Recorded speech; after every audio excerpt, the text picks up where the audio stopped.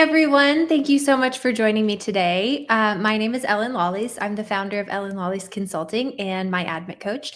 And today we are going to be talking about how to write the perfect MBA goals essay. And I'm super excited to talk to you guys about this because it's one of the things that people overlook more than anything else. Spend hours studying for GMAT, you spend hours working on your essays, but you don't really think about how important your goals essay is. So a lot of times when I'm looking at a reapplicant, first thing we look at is their goals essay, and we know exactly why they didn't get in. So I'm really excited to be here with you guys today to help guide you through how to write a great goals essay, give you the framework that you need to be able to apply this every single time for success. A little bit about me. I'm Ellin. I founded Ellin Lolis Consulting a little over 12 years ago. We work with clients from all over the world, all different kinds of backgrounds, which has been really exciting. And we're excited to be here today with you guys and to hear everything, all of your challenges as well. So don't forget that at the end of the session, we will have a question and answer. So if you want to leave your comments below, I'd be happy to get through those, anything at all. So please leave your comments in the chat. So let's get started. So today we're going to be talking, as I mentioned, about how to write the perfect MBA goals essay. But before we get there, I like to always ask people, maybe your goals suck. Does it really matter? And the short answer is yes. Your goals are incredibly important. So we can't write a goals essay if we have bad goals. You can't bake a cake with rotten eggs, right? And just to let you guys know, we're going to be looking at some real examples later on of real essays. So make sure that you stick around to watch those examples, read what a good essay looks like and what a bad essay looks like, so I can walk you guys through step by step. So in terms of having good and bad goals, it really does matter a lot. If you have goals that don't check the right boxes, the admissions committee is going to say, this person doesn't belong at business school. So it's really important for us to understand what makes a goal good. So number one, a good goal is clear. If we can't read your essay and immediately determine what you want to do with your life, you didn't do a very good job. So if you say, oh, I want to be a leader, great. Don't we all? Instead, you want to say something much more specific, like I want to be a business analyst at McKinsey focused on the agribusiness practice. And then be very, very clear about exactly what you want to do in terms of job title and industry. And that's for both the short-term and long-term goal. A lot of times people think, oh, it's my long-term goal. It's 5 years from now. It's 10 years from now. It's 20 years from now. Who knows what I'm going to be doing? And yes, fair. Who knows what you're going to be doing? But it's really important that you have that goal be incredibly clear for both the short-term and the long-term, or the admissions committee is not going to see the arc and it's not going to work. Second is that it needs to be credible. I could say that another word for this is believable. So I was working with a client a while back, and he was an amazing client, but we got through the goals exercise and he said, my short-term goal immediately after the MBA is to be the global CEO of Google. And I said, oh, okay, awesome. Interesting. I love your confidence. It's a very ambitious goal, which is great. But it's not really very credible. I don't think that they're going to let a 27-year-old be the global CEO of Google, especially because you're not even an American citizen. There's a lot of barriers that we're looking at here. So, if he had gone through and presented an MBA application saying, my short-term goal is to be the CEO of Google, I guarantee you he would not have gotten an interview. So even though becoming the global CEO of Google is a great, maybe long-term or end of career goal that he could get to when he's maybe 40, 45, doing that when you're 27 is probably not the most realistic. So when you're looking at your goals, make sure that they're also kind of realistic. We also want to make sure that they're connected with what you do, with what you've done in the past. Hi, Zoya. Thanks for joining us. And thank you everyone else joining us too. Again, leave your questions in the chat. Let me know where you're joining from today as well. I always love to see this global representation of people on the call. So please, as you guys are joining, let me know where you're joining from. I'm currently in Brazil, usually in Texas or Brazil. Today I'm in Brazil, so love to hear where you guys are from too. So kind of coming back to our goals, the last thing that we want to think about is that they're connected. The goals need to be very connected with what you've done in the past. So thinking about in terms of, for example, if you say, I want to build a healthcare startup and you've never worked in healthcare before, that could raise some questions. Maybe you do have some sort of personal story with healthcare. Like maybe you suffered a really bad accident and spent months in the hospital, and now you want to use all your consulting skills to work in healthcare or create your own healthcare startup. That could work. But generally speaking, your goals need to be a really clear continuation from the past to what you're doing now. So if I can't look at your goals and immediately say, yes, this is a very believable goal for someone with that background, you're probably choosing the wrong goal. So even though business school can be a great place to discover and explore and meet new people and figure out new things, that's not what you want to write in your essays. You want to write something that is clear, credible, connected, believable, because you don't want to include a lot of extra risk in your application. So making sure you have good goals is the number one thing. The other thing I like to say is but what if nobody cares about your goals?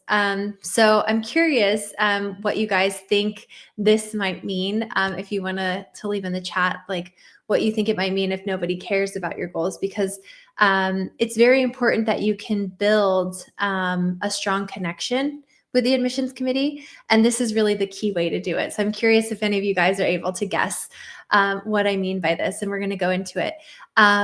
One of the main things that we're looking at with your goals is not just do they make sense, but what is the impact? And I hate that word. You hate that word. We've all heard that word, but it's an important word here. What is the impact that you're going to make with your goals, right? We want to see that you want to do something with your life that isn't just make more money than my friends. Not that there's anything wrong with that goal, but it's not very inspiring, right? We don't want to watch a movie about a person who says, oh yeah, my whole goal in life was to make more money than everyone else, and I succeeded at that. We're looking at these goals of people who want to change the world and move the needle. And ultimately, everything in life is storytelling. So whoever tells the best story gets what they want typically. So when you're thinking about your goals, just saying, here's what I want to do, here's the recipe is great, but you really need to sell me the dream. You really need to pitch me the idea. So I want to move into a healthcare role. I want to create my own healthcare startup because I want to bring, health access to rural communities who've never had it before.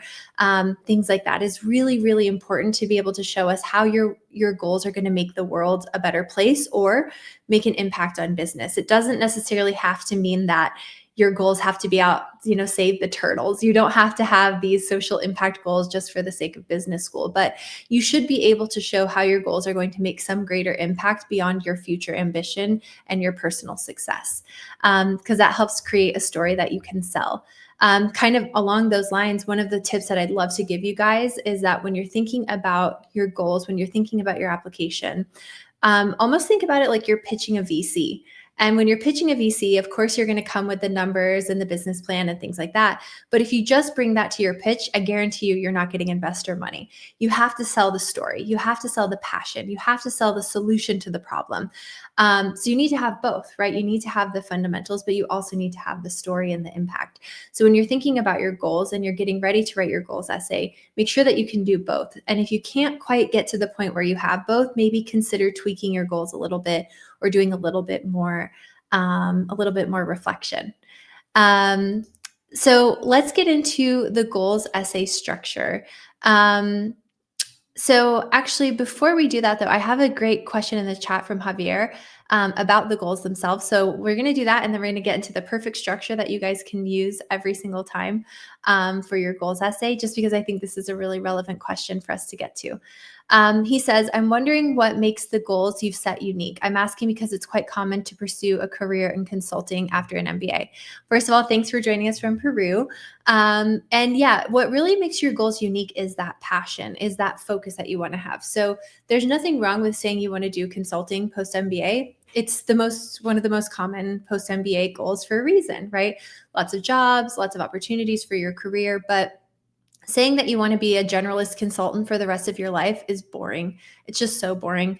And there's nothing there that I can grab onto. There's nothing I can, put a hook into and say, okay, wow, this person's unique and interesting and look at that. So if you do decide you want to go the consulting route, focus on having a really strong long-term goal. If that's consulting as well, that's fine. But make sure that there's some sort of specialization. So for example, if you want to focus on mining, Maybe there's some story there that for a reason you grew up as a kid loving mines or something like that. And that would be an interesting, or maybe it's about operations and you really want to, work with operations or digital transformation, and that going into consulting. And even though you are a generalist, specializing as much as possible in that area to then focus on your long-term goal and your ultimate impact is really the right way to do it. Again, if you want to stay in consulting forever, that's not bad. I think a lot of people have the misconception that I can't go to Stanford, for example, if I say I want to be a consultant, and that's just not true. Or that it's boring, it's not sexy, people aren't going to like it. But it's not true. A lot of my clients are very successful at the top 10 schools using consulting and partner track stories. Just make sure you have a specific area that you're focused on. And that goes for anything that you're looking at. What makes your goals unique is the motivations, the passion, the impact, that extra why, and that extra storytelling on top of just the basic what your goals actually are. So let's loop back into the goals essay structure.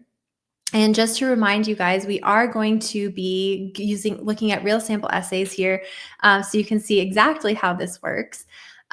So in general, I want you to kind of think of a little bit of a 3-part structure. So in terms of the 3-part structure, I like to think of past, present, and future. What does that mean? For the past, we need to provide context. Where have you been? For the present, we need to show vision. Where are you going? And for the future, we need to demonstrate gaps. Why do you need this? We're going to go into each one a little bit more in detail. So when we're looking at the past, this is providing essential context for your goals. This is showing us this is the right person to pursue these goals. So again, if I get to a goal that says, oh, I want to launch a AI startup or something like that in the, I don't know, finance space or something like that, I can read your story and I've already read your past and read your story and say, oh yeah, that makes sense for this person. So what we're looking at is starting your essays with 1 to 2 STAR stories. And if you're not familiar with STAR, it's situation, task, action, result. And it's a great way to provide information, because we really don't want to just be out there saying, oh, I've done this, I've done a little bit of that. Again, stories sell. Whoever sells the best story wins the game. And so you really need to be thinking about everything in STAR stories. So that looks in terms of, let's say you want to do a healthcare question, or a healthcare story. So you'd want to have a question, or a STAR story that has something to do with healthcare. So for example, looking at, a time that maybe you brought telemedicine to a community, or a project that you worked on that revolutionized a pharma player or something like that.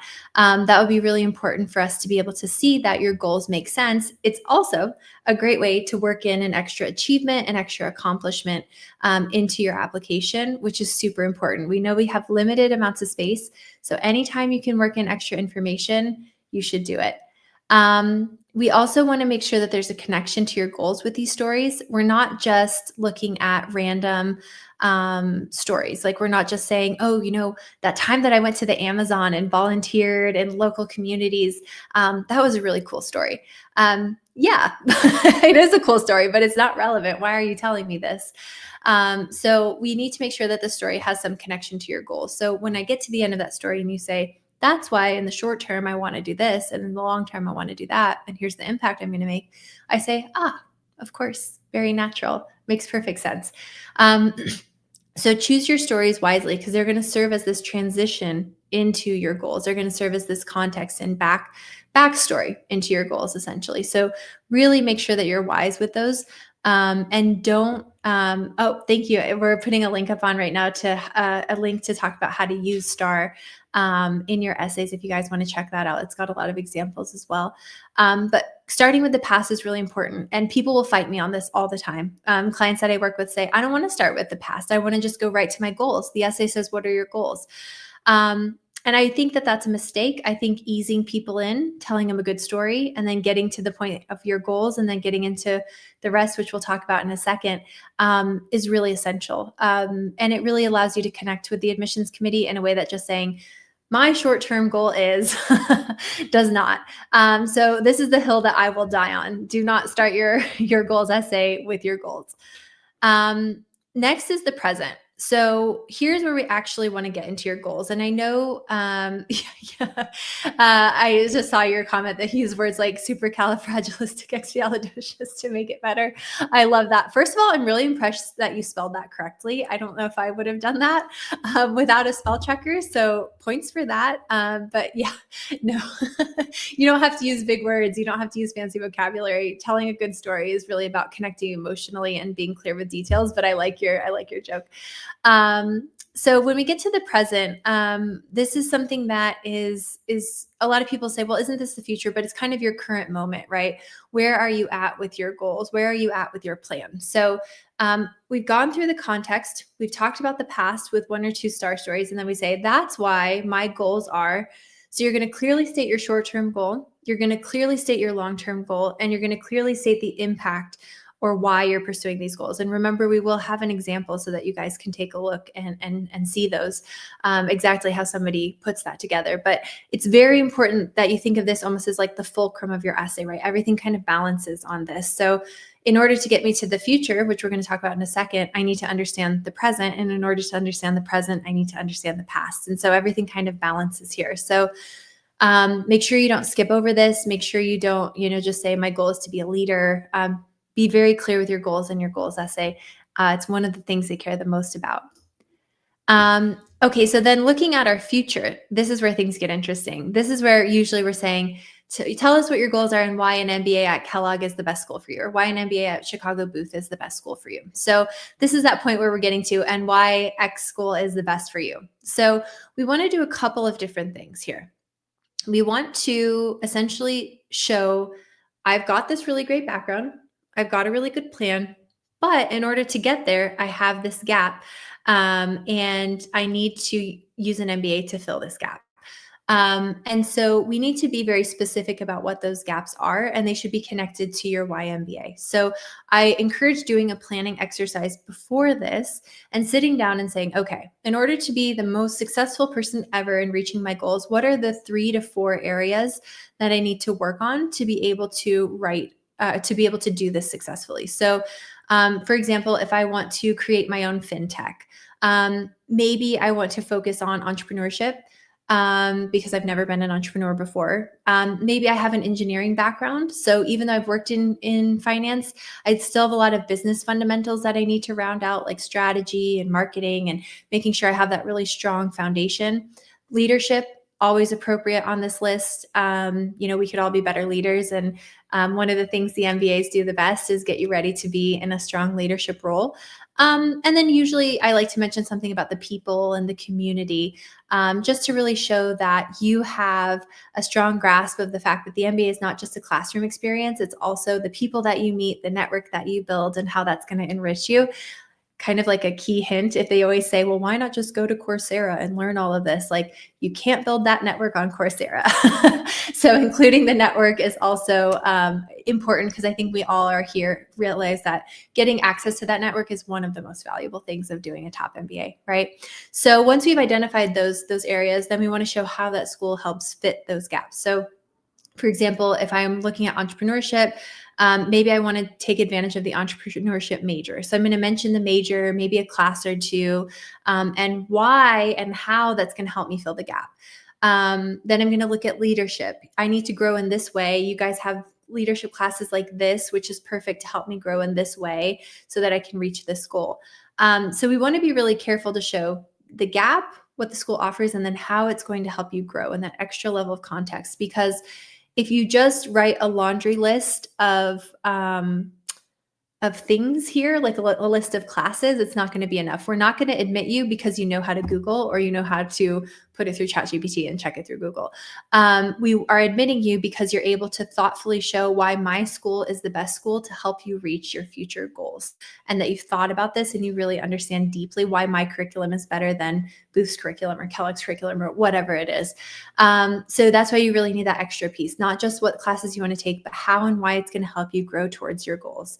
I also like to have you mention 1 or 2 people that you've spoken with. So maybe when you're talking about one of the classes you want to take, mention that an alum told you about it. Or maybe mention your campus visit when you're talking about the network and the culture of the school and why you identify so much with it. It's always really nice for the schools to see that you've done the legwork, you've done the research, you've done the homework, and like going that extra step and meeting people, talking to people is really, really important. So before we get into well, actually, no, let's go through the three biggest mistakes and then we'll do the sample essays. Because I think once you go through mistakes, you'll be able to see them in the sample essays. So the three biggest mistakes that people make in these essays, number one, there's no connection with the past. They just go into their goals and talk about their goals and talk about the school, and they never bring anything about their past. There's no connection to who you are already. So again, your goals need to be realistic, right? And they need to be believable. So that past is what gives me that context that I need to get there. There's no connection to your gaps. So when I'm talking about why Kellogg, I just say, I want to take this major and this class and this major and this class and this class and join this club. Great. You've given me a list of the things that you can do at my school, but you haven't really told me why or how you've reflected on it. So don't make that mistake. Don't just make it a laundry list of things you Googled. And then even worse is a generic why X school. So if I can take the name of the school and copy it and like do a control F and put a name of another school in its place and it still works, you have failed. Bad essay, start over. It didn't work because the essay needs to be so tailored to that school and their program that there's no way it could have been written for any other school. So we really, really want to make sure that everything is very, very specifically tailored. So let's get into a couple of specific examples. So I'm going to share my screen and then I promise you guys I'm going to get to your questions. So keep sending those. Okay. Sorry, guys. This is the first time I'm doing this. Okay. I think you should be able to see it. Let me know if for some reason you can't. Yeah, looks like it's good. Okay. So looking at our bad goals essay, I will leave this up on the screen if you guys want to read it for a while, but kind of to start things out, like I don't love intros like this. Ever since I was young, I've been passionate about business. And these are real essays, by the way. This was a first draft that we turned into something much better later on. They're not necessarily two essays from the same person, as you'll see, but yeah, this is a very early first draft. Ever since I was young, I've been passionate about business and making a difference in the world. This passion has only grown throughout my career, and I'm now ready to take the next step by pursuing an MBA at your prestigious program. Here, what I don't love about it, you claim passion, but there's no evidence to back it up. You're just saying, oh, I'm passionate about business ever since I was young. What do you mean? What do you mean about passionate? Why did you mention that this is something that's been true since you were young? You claim this passion, but there's no evidence for this passion. And then we get into kind of the next step where currently I work as a consultant at a major firm where I've had the opportunity to work on various projects across different industries.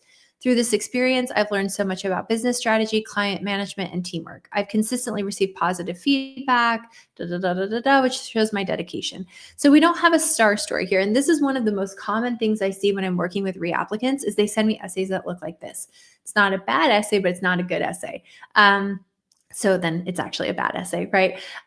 So this doesn't have a star story. This doesn't have anything that illustrates your experience in the past. You're just kind of recapping your resume, your CV. I know, I already know all of this. So you're not telling me anything I need to know. This doesn't really set the stage for a big goals reveal. So this isn't really effective. It's just a waste of space. And then here you say, however, to reach my full potential, I need an MBA. The program is renowned globally, will provide me with the skills and network I need. I'm particularly excited about the student body and the opportunity to work with clients or classmates from different backgrounds. This is a little bit out of order, right? We want to think that we're building a logical argument. So here's what I've done, here's what I'm doing, and here's why your school is going to help me. If I don't know what you want to do, then how your school is going to help me becomes a very difficult question to answer, right? I don't know where you're going. So if you say, oh, I really need to work on leadership to reach my goals, well, what are your goals? Or like, I really need to work on entrepreneurship. Like, oh, do you want to be an entrepreneur? Is that something that you're planning? So that's why we really need to have the goals before we start talking about an MBA. So here, eventually, she does get to the goals, but they're vague and they don't have any clear impact. So let's read these really carefully, because this is the kind of goal statement that I see over and over and over again. And it looks good and it sounds good. And if you're using ChatGPT, it might put something out there like this. And I don't have a problem with ChatGPT. We can talk about that later. But if you just put this out without any kind of critical thinking, it sounds good. So a lot of people will say, okay, great, I'm going to go with it. This is not a good goals essay, or not good goal statement. So my short-term goal after graduation is to work for a Fortune 500 company in a leadership position where I can make an impact. I want to use the strategic thinking and leadership skills all developed during my MBA to drive business growth and innovation. In the long term, I hope to eventually become a business leader where I can influence company direction and create value for stakeholders. Sounds really good, right? But it's just a bunch of buzzwords kind of grouped together. I don't really understand exactly like what area. Fortune 500, that could be mining, that could be fintech, that could be healthcare, that could be tech, that could be consumer goods. Like that could be so many different things. In a leadership position where I can make an impact. What kind of impact? Like, what kind of leadership position? Where is this all going? And then you want to become a leader who influences the company direction and creates value for stakeholders. You could do that ideally, if you did it well in any job, right? So this doesn't really show me what you're passionate about, what kind of business problems you want to tackle. I don't read this and say, I know where this person is recruiting, and I can see a clear path where a recruiter is going to look at their CV and say, yeah, this person's recruitable. And the MBA admissions committees, they're thinking about that. They're not just thinking about whether or not you have a good story. They're also thinking about, is this person recruitable? Does this recruitment path make sense? Because the MBAs, they're professional degrees, right? They're there to help you get ahead in your career. So if you're somebody who doesn't seem to have a clear grasp on where you want your career to go, they might think that they're not ready. You're not quite ready for them to help you, and unfortunately give you a no or a wait list. So then the other mistake that this essay makes is that they get to a generic why school statement. So just as an example, they say the school is the perfect place for me to prepare for these goals. The rigorous curriculum will challenge me academically, and the school's strong reputation in the business world will open doors for my career. I'm also excited about the various clubs and activities available, which will allow me to explore various interests and develop new skills. The Career Services Office seems excellent and will help me secure the right position after graduation. I could put any school here and these things would be true. They'd all say that they have a rigorous curriculum. They all say that they have a strong reputation. They all have a lot of clubs and activities. They all have a strong career services office. So this school is really, this option is very generic. This essay does not work. So now that we've gone through what doesn't work, let's go through a good essay and see what does work. So 2 years ago, inspired by reflections on the internet revolution, I recognized AI's potential to reshape industries beyond automation, enhancing creativity and decision-making. Driven by this realization, I co-founded a tech startup in 2023 to help individuals unlock their potential through gamified purpose and habit building. Recognizing the limitations of existing wellness apps with generic solutions, I saw how AI could provide adaptive, user-specific insights.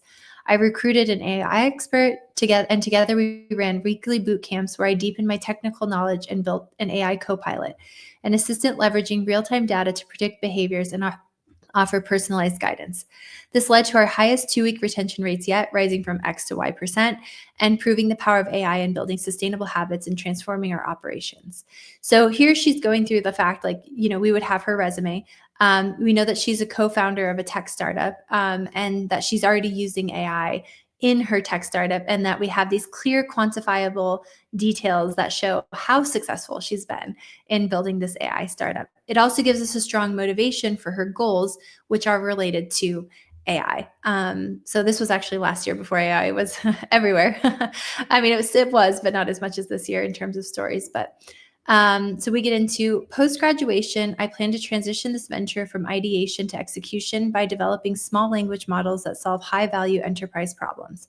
I'll focus on domain-specific AI for sectors like healthcare and finance, streamlining operations and improving decisions. Through early partnerships, I aim to demonstrate how AI can drive value, such as better patient outcomes and personalized financial recommendations. Long-term, I'd aspire to lead in AI, scaling this venture and championing diversity in tech through mentorship and inclusion programs. So you can see she's very clear about what she wants to do, very clear about the business that she wants to scale, what kind of problem she wants to solve, and then in the long term, her goal is to continue to scale this. By the way, this person who wrote this essay got into Harvard, Stanford, and Wharton, and MIT. She's at Stanford right now. So her essay. This is not her Stanford essay, obviously, but she did quite well in the process. And so then we get into the why school. So we said, okay, here's what I'm all about. So she talks about the business and analytics major, the entrepreneurship and innovation major, courses like data collection and acquisition, AI, business and society, Professor Ethan Mollick's work. Obviously, this is a Wharton essay. She also then talks about conversations with certain alumni and found out how they have robust support for entrepreneurs, mentions the San Francisco campus, mentions the club that she wants to be involved in and how she wants to contribute. So this is very specific. I can't put Kellogg in here and have it work the same. Like, this is very tailored towards Wharton, and also it has very specific reasons. Like, I need to scale impact in startup environments, lead cross-functional AI teams, being in the AI and VC ecosystem on the San Francisco campus to build innovative and resilient ventures. So she's very good at being very specific in what she wants to get out of the school. And then, of course, ends with a nice little transition that just reinforces that this school is your top choice, or that it's kind of the perfect fit for you. If you don't have space, you can leave a conclusion out, but I really do like to have a little one-sentence conclusion. I just think it makes the essay read better. So let's go back to the slides if we can. Oh, sorry, I can zoom in the text. I'm sorry, I just saw that. I couldn't see the chat at the same time. I'll send you guys the link later so you can take a look at the essays if you want. Actually, let's see. I'll just make that public and then you guys can all read it. I'll send you guys the link in the chat. Oops, sorry. There we go. Okay, so in terms of these traps, so we avoided all of those traps, and then so then let's get into our Q&A. So thinking a little bit about this successful essay, everyone's going to have their own writing style, right? And that's really important to mention, that some people are going to be more expressive, some people are going to be a little bit more direct to the point. There's cultural differences. I work with people on 6 different continents, and there are massive cultural differences in how people in one country express themselves versus people in the other, and individuals as well. So there's not one particular, I would say, like writing style that you have to use, but you need to have good mechanics, right? You need to use the right formula, and then how you adapt that formula is up to you. So it's almost like having kind of a basic recipe for baking a cake, and then everyone gets to decorate it however they want, right? The way that I'm going to decorate my cake is going to look different than you, but we've all used a recipe to bake an edible cake. That's not going to get spit out by anybody. So let's get into the Q&A part. You can ask questions about your goals, your essays, any other challenges that you guys are having. I know primarily today we're talking about goals essays, so probably most of the questions are around that. But if you have any other questions, just let me know. So Pooja, nice to see you from Delhi. How difficult it is for a person like me from HR and wants to pivot into nonprofit organization like the World Bank. It's going to depend a little bit on, I think, a lot more of like your statistics as well. So your GMAT is going to be really important. Your GPA is going to be important. The school that you went to is going to be important. The company that you worked for is important. If it's a really small company, if it's a larger company, not across the board. It's not like everyone that goes to an MBA is from Fortune 500 companies, but they are highly represented. And sometimes it can be a little easier for international students to sell a profile when they've worked for a Fortune 500. But in terms of like, looking at nonprofit and World Bank, I can see that working. You'd need a strong motivation for why you'd want to make that change. And I would probably stick to something kind of that relates to HR. So I wouldn't say that like you want to be a, technical PM or something like that in the nonprofit space. That probably doesn't make a lot of sense. And your roles are not very, or your current skills not super transferable to that role. But as long as you can kind of show how what you do now and what you're good at now transfers to that, I think definitely that it's definitely doable. I mean, I've had people make big transitions, right? Nuclear scientists to startup founders, right? And not in nuclear science, in other areas. Somebody who works in a bank moving to wellness. We've had a lot of big transitions. So as long as you're able to justify why and how you want to do that, and have the good stats to back it up, it should be doable. It doesn't sound unreasonable to me. Will we get a recording? I believe that this will be up on GMAT Club's YouTube channel after this, so I think check that. Some schools have a word limits for the essay 100, 150 words. This is a great point to bring up. Yes. So when you only have 100 words, the name of the game becomes keep it simple, stupid, the KISS model, right? So if you've only got 100 words, you're just going to tell me your goals, right? You're not going to give me the context. You're not going to talk about the why MBA. If they're only giving you 100 words, like I know Wharton has really shortened down. This is from last year, this essay that we read, but they've really shortened it down since then. Give them what they want to hear, right? You're not going to have space for a star story. You're not going to have space for a bunch of stuff. So focus on making sure that your goals are really clear. The impact and the motivations for your goals are also really clearly stated. If you have an extra sentence, you could briefly tie it to the school in some top level way, or you could include an introduction that kind of includes some sort of connection to your past in a very top level way. But yeah, in 100 to 150 words, you're not going to be writing a full goals essay. I would call that more like a goal statement. So this model works, for 300-ish words onwards, I would say. I am a consultant working in human capital. My short-term goal is to do consulting. However, most roles are generalist and don't have any visa support. What to do? So I'm imagining then that you're going to need a visa sponsorship to work in the US. So there's, a couple of different options, right? I've had many of my clients who are international students successfully recruit for consulting in the US and get a sponsored visa for that. Looking at the big firms is obviously where the sponsorship is going to be a bit easier, like McKinsey, Bain, BCG. So I would say it's definitely not something that you need to give up. If you do want to work in consulting, and you do want to work with human resources or things like that, and the big consulting firms are appealing to you, look at the pre-MBA programs that they have. Once you're admitted, you can start working in the pre-MBA program, which makes it easier to get a summer internship, which makes it easier to get an offer afterwards. So a lot of the people that I've worked with that have successfully done that transition and gotten the sponsored visa did that route. And then if there's roles that you're looking at that don't have visa support, then you might need to change your goals. If you do need visa support, just because, if the only jobs that you want don't offer it, then it's probably not going to work out. So maybe looking at like a different kind of tier, or being willing to go back to your country. That's also an option, to take what you learn and go back to your country. If the visa is not a possibility, that's an option as well. But I would say, unfortunately, I'm from India, and research shows that limited visa support from those organizations. So,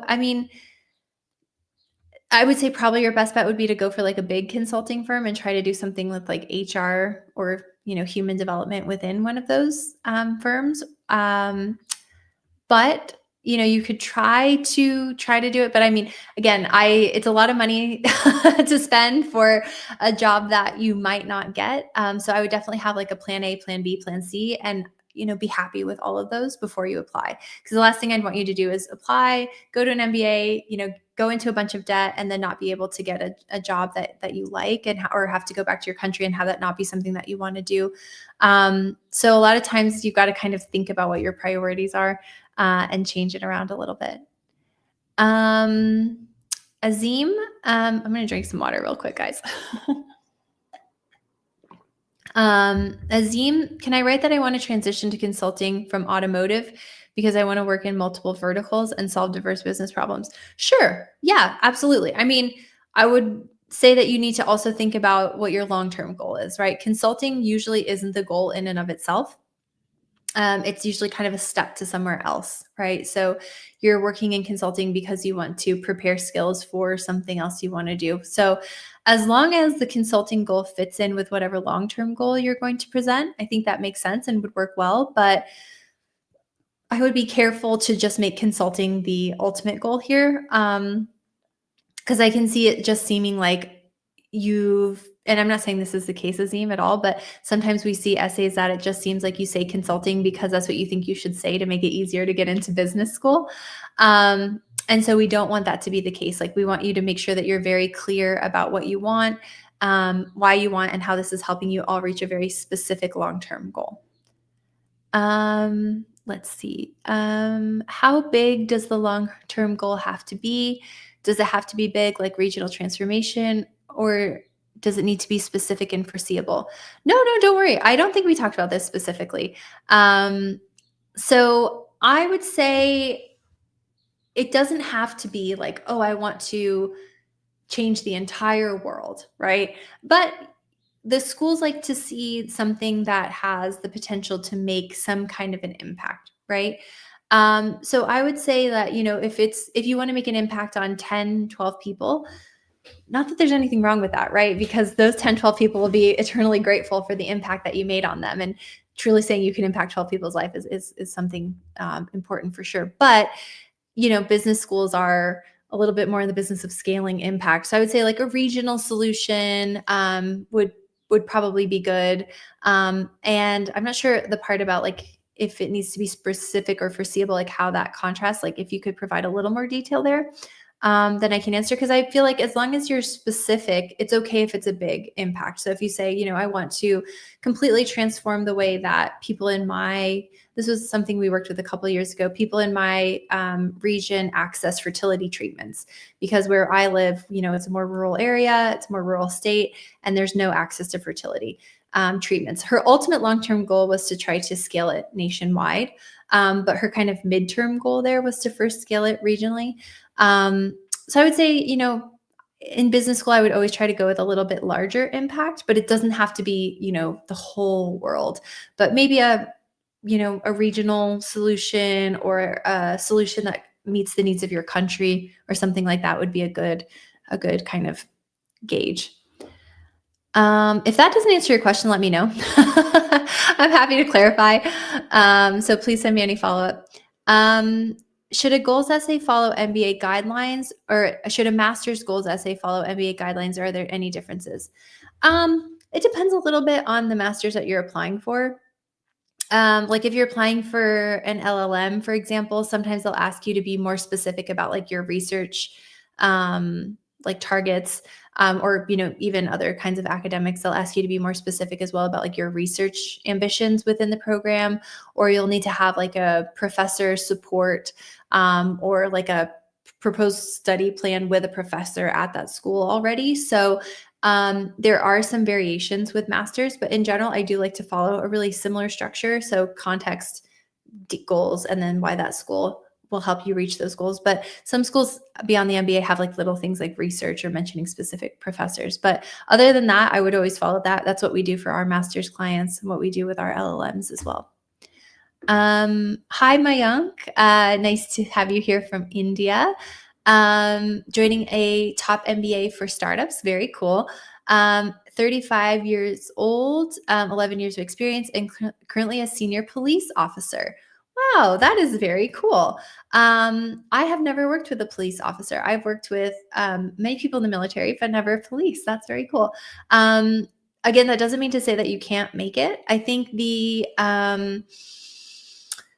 story here is going to be really important, right? Why do you want to transition from law enforcement to a startup? What kind of a startup? How do your skills transfer? So there's a lot of details that need to be worked on to make that story work. But I think it could be very interesting because there's probably a lot of space to disrupt the law enforcement space, I guess. And somebody who's an insider would know that. And business school is a way to help you do that. It kind of reminds me of this girl that I worked with last year who worked at Lululemon. And she had built her whole career as like a sales person at Lululemon. And she was like, I really want to do more. I really see this vision. I want to work in retail on the strategic side of things. And so we were able to put together a great story, and she got multiple T15 admits with that story. And so you'd think, oh, somebody who's, just a sales associate at Lululemon might not be the perfect MBA applicant. But, she definitely was. Or I've worked with, recently a lot of like influencers as well. And, as an influencer, you have this business, and kind of where do you take it? It's an unusual MBA profile if we look at the past, 100 years. But definitely, I think, non-traditional profiles are always welcome. You just have a slightly higher burden of showing why you need this MBA and how this story all makes sense, and that you have the business skills that you're going to need to succeed in the MBA. So getting a really good GMAT score is going to be helpful. And if you have absolutely no business background, maybe taking something like MBA math or HBS core or something like that, just to reinforce that you are good on those business fundamentals, will help you as well. As an MBA hire as a generalist, what to write? Yeah. So if you want to be an MBB hire as a generalist, you got to sell me on a really good long-term story and show me why being a generalist is part of that. I've had people use MBB generalist stories before. It does work. It can work, but it has to be in service to something larger. Just wanting to be a generalist MBB consultant is not enough. So you really need to think about, what you want to do in the long term, and how does being a generalist help you build those general skills that you're going to need to do that. So, it might be that you're in a really technical role right now and you want to work at MBB to get that generalist role, see a bunch of different things from a bunch of different angles, industries, and then be able to create your own startup or create your own consulting firm to meet the needs of a specific population that you are passionate about. Or something like that. But just stopping at, I want to recruit at MBB as a generalist, and that being the story, I don't think that's going to be appealing enough, to be really honest. I'm open to other areas. However, consulting and MBB are mostly generalists. How to show the human capital connection. Yeah, again, kind of comes down to your long-term goals. Really comes down to your long-term goals. So making sure that you can paint that picture of the MBB generalist role needing to be a step that you take in service of a larger mission, I would say. Risk of sounding cliche, but and a larger kind of career mission or career vision would be how I would think about it. Erin, I think is your name. I'm trying to guess from your screen names. How can someone without flashy experience stand out in their essay? The stronger essay drew on a startup versus the job role in a bad essay. Yeah, you don't necessarily have to have flashy experience. Honestly, like one of my most successful clients, we do a lot of videos together, Hafa. She comes from an agriculture background. So she worked in a small regional agricultural company, went to Harvard, now works in an ag tech startup. And so, we really focused on showing how she was excellent within her role and showing her story and her passion and her vision for the future as well. So you don't necessarily have to have flashy experience. Like, yes, I know being the founder of an AI company and being on the board now is like, oh gosh, well, of course she made it. You'd be surprised not how often that doesn't happen though. But you really want to look at what's incredible about what I've done. And really think about, this is something that we can do another live on if you guys are interested about, but building your personal brand is really important. So thinking about the golden thread that connects everything in your story, what makes you, what makes you unique, what makes you interesting, what gives depth to your profile, but still within that golden thread that connects everything together in a cohesive way. And really trying to think about stories that show excellence within that. everyone has something really amazing that they've done. Even if you don't think so, like, oh, I didn't work at, OpenAI or something like that from the beginning. I didn't do something crazy that would make it into a movie or something like that. That's okay. You've done something incredible. You've done something amazing, and really showing them what you've done, pick out your best experiences and show a really clear vision for the impact that you want to make in the future. That's, I think, the best way to do it. The reason the first essay didn't work is because they just didn't even really tell me what they did. They just kind of recap their experience, and I've read your CV. I know what you've done. I want a story that illustrates more. Give me depth, give me detail, show me a conflict that you faced, or a challenge that you overcame. That's what's really important for us to see. Shreya, a software engineer for 4 years, but I was not happy with the impact that I was making. Since I'm someone who's impact oriented, I want to lead product in purpose-driven tech ventures. What star story would work? I would choose, let me just read this. So I would say I would choose stories that show that you're very purpose-driven and that you're good at generating real impact within kind of a business context, if you can. So, if you have a place where you've worked as a software engineer and it's made an impact in people's lives, that would be great. If not, you might be looking at a mix of two types of stories. Stories that show that you're a really good software engineer, that you've made a strong career, that you've done really well for yourself. And second, stories that show impact that you've made. Because what I don't love to see, and I'm not saying this is you at all, but when people say, oh, I really want to do something that's more impact oriented. And I say, great, show me times in your life when you've made an impact then. And they don't have anything. They've never volunteered. They've never mentored anyone. They've just focused on their personal success. That's a hard sell because even though, not everyone can have social impact in their work.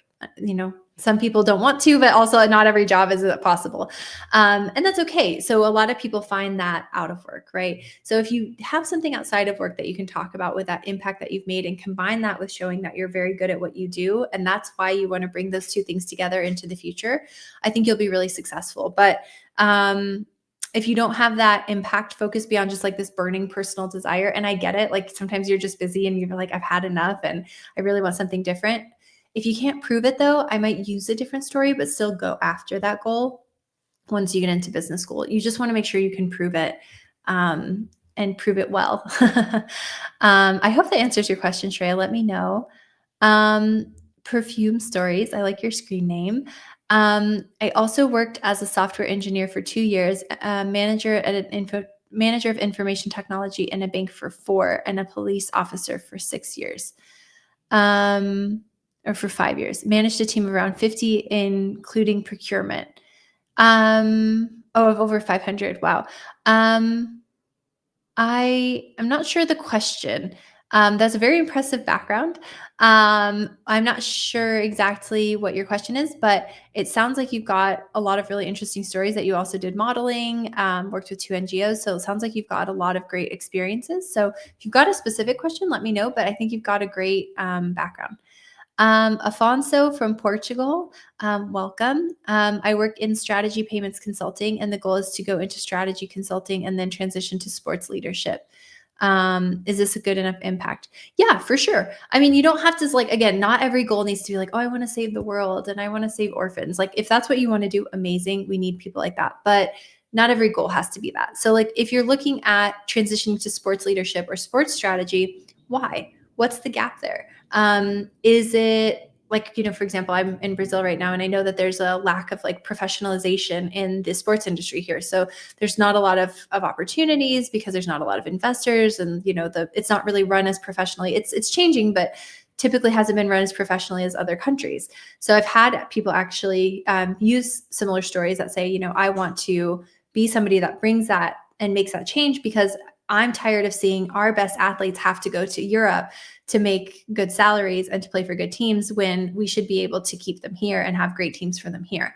And that's a really interesting story, because you do think about that, yeah, that is really sad that in order to do the best at what you do, you have to leave your country. And, a big sports country like Brazil doesn't have this infrastructure. There's this really interesting kind of dichotomy there. And problem that somebody can come in and clearly solve. So it's not impact of save the world, it's impact of generating, meaningful change or meaningful impact within some sort of industry or solving some sort of business problem. So I think that as long as you can come across with some sort of reason, like some sort of issue that you want to solve within sports, or some sort of like trend that's happening that you want to be a part of, that's going to revolutionize how sports works, great. I think that could be a really cool story.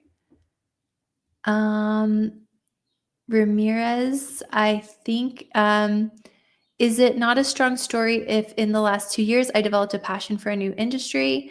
For example, AI doesn't have a connection in my past. It's new, but I want to transition there. Yeah, AI is like the perfect example for this, right? That none of us were really, very few of us were doing something with AI more than 2 years ago, right?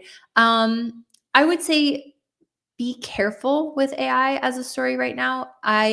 Everyone is using that story, and that's not to say that you shouldn't, but it would be nice to have something. So like if you're really, really, really passionate about AI and you want to transition your whole career to AI, there's things you can do to make that believable, right? You can take AI courses. You can get AI certificates. You can try to implement even small AI solutions at your company.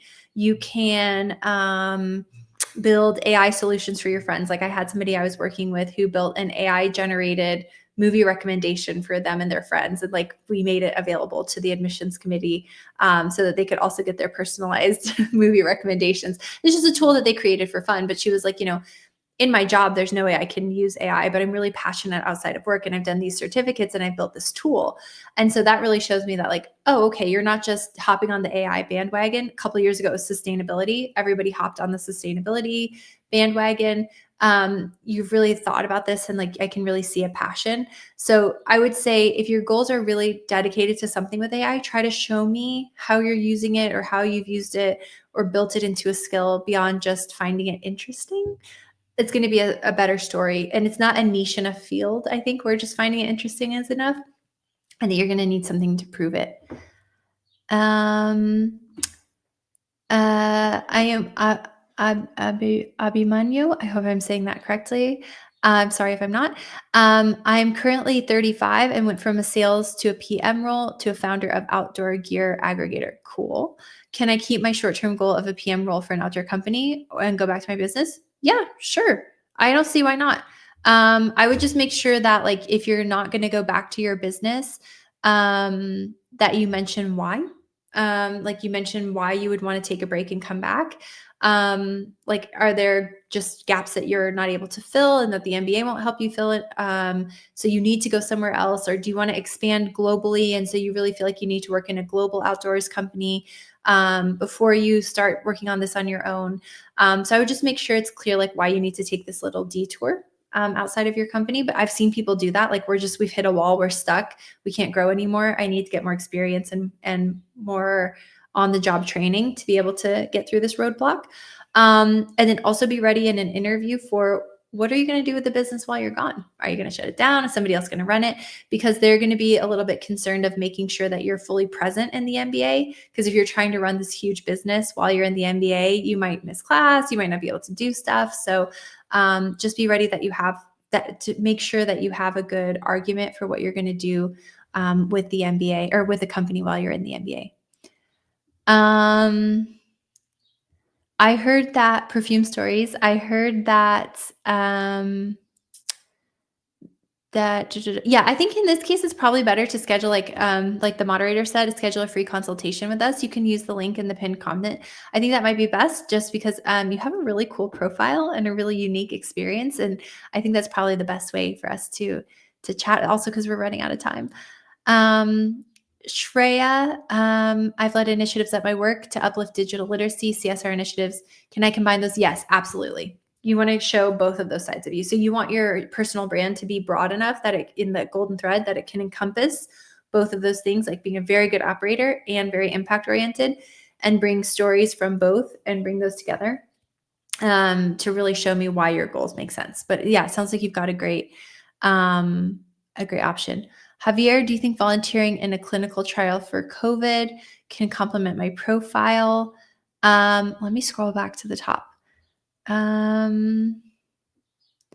Okay. Yeah, I don't see anything specific about your profile. It also might be good to schedule a call with me just to know a little bit more about your profile. Um, because yes, volunteering is always good. But specifically like how it would complement your profile is a little bit complicated. Um, so most people who pursue a general MBA degree like an MBA are doing different things. Why can't you be honest with the AdCom and tell them you're coming to their school to learn and explore? I mean, that's a good question, but they are hedging for risk a little bit when they're looking at admissions perspectives. So they're not just choosing the people with the most interesting profiles. Like the MBAs, business school is a business as well, right? Like they've got a reputation to uphold, they've got rankings to uphold or improve. So it's not just as simple as, oh, let's find, and it would be cool if it was, but like, let's find the group of 500 most interesting people out there and bring them together. Um, so they need to be able to see people who, and one of the things that they're looking at when they're looking at rankings and also when people are looking at the schools are those recruitment statistics, right? Whether we like it or not, you are looking at the MBA to help you advance your career. So if the school has a low post MBA employment rate, that's going to be a little bit of a red flag for you. And they understand that. So if there's an applicant who doesn't seem to have a very clear idea of what they'd like to do with recruiting, or maybe seems a little bit lost or unfocused, that adds a little bit of risk because when it comes down to recruitment, this person might not succeed. They might not go after what they need. They might not, they might not get a great job. And that's going to look bad for me, and that's going to look bad for the school. So generally speaking, they prefer people who have more focus. They know that life might change and they know that you might change your mind once you get there, but they like in general people who have that level of focus and are able to say, here's what I want to do and here's why and here's the path that I see because if it's a business and it's my brand, I want people who are interesting and world changers and things like that, but I also want people who are going to help maintain my brand. Right. I think, okay, we have two more questions and then I think we'll end just because I know we're a little bit over time. Thank you guys for staying. I appreciate it. Um, can I show that I want to focus? This is a great follow-up question to that. Can I show that I want to focus on consulting, but I'm open to exploring different opportunities? I would suggest no. Again, you want to be really focused. So I am generally not the biggest fan of backup plans in your essays unless you have like a really tricky goal or risky goal, or the school like Duke, for example, directly asks you for a backup plan. Otherwise, to me, it just seems a little wishy-washy. Like maybe you don't really know what you want to do. Maybe you should think about it more and apply next year, might be the reaction that you get. So I think that it's important to kind of think through that and try to present one specific story. And then FISA, I worked across banking, NGO, fundraising, agro-market systems, and I want to show I need an MBA to drive the shift in the development sector. What should I emphasize to justify the MBA, not the MPA? Yeah, absolutely. So I would make sure to be very specific about what you mean about the shift in the development sector. Like, what is that shift? Where do you see yourself, playing a role in that shift? What kind of company or institution, what kind of role within that?